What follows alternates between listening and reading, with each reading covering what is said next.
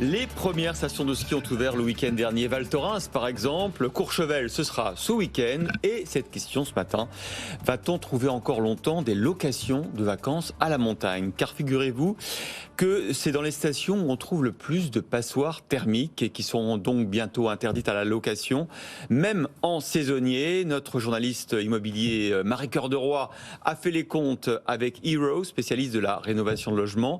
Et Thomas Schnell, BFM Business, peut dévoiler ce matin le classement des stations de ski en fonction justement de leur DPE. Oui, justement, si on prend les 70 principales stations de ski en France, eh bien un logement sur deux est considéré comme une passoire thermique selon le diagnostic de performance énergétique, alors que c'est à peine 17% en moyenne à l'échelle nationale. Dans le détail du palmarès, c'est Isola 2000 dans les Alpes du Sud qui décroche la palme du plus mauvais élève avec 90% des logements qui sont très mal isolés. Justement, sur la deuxième marche du podium, Pyongali, là on est dans les Pyrénées, qui est à 86% de son parc locatif est classé F ou G. Voilà, suivi de la Pierre-Saint-Martin, puis Saint-Vincent et Barèges, tous situés soit dans les Pyrénées, soit dans les Alpes. À l'inverse, les stations les plus performantes, elles se trouvent dans le Jura, comme Bellefontaine, à peine 15% de passoires thermiques, ou encore dans les Vosges, Markstein, 18%, avec le Massif central. Ce sont ces régions-là qui obtiennent les meilleures performances. Les mauvaises notes sont bien sûr